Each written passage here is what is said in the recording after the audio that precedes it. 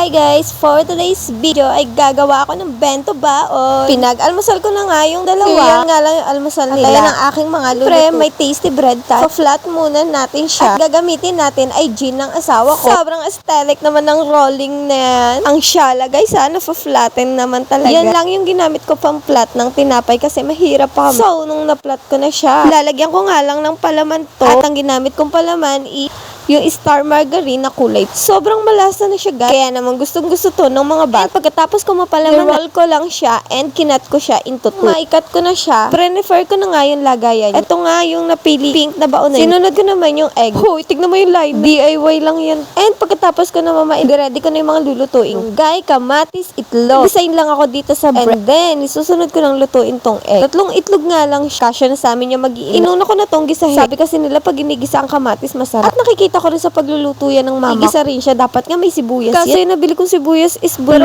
okay na yun. Babalikan ko na lang mama. Pinaghalo ko lang yung egg, kamatis, malunggay. Sobrang masustansya nito guys. And masarap din siya. Natuwa nga yung asawa ko nung sinabi kong may malunggay yung niluto. Aba, kumakain na daw ko ng gulay. Hoy, kumakain ako ng gulay. Akala mo, puro itlog lang yung kinakain ko. Hindi talaga ako sanay mag-perfect ng itlog. Tignan mo naman, no, gulo-gulo yung luto. Sabog-sabog pa. And nung matapos ko ng lutuin to, prepare ko na siya sa baon na ni Ate C. Guys, yung na-design ko. Sorry, hindi ako creative na. Thank you for watching!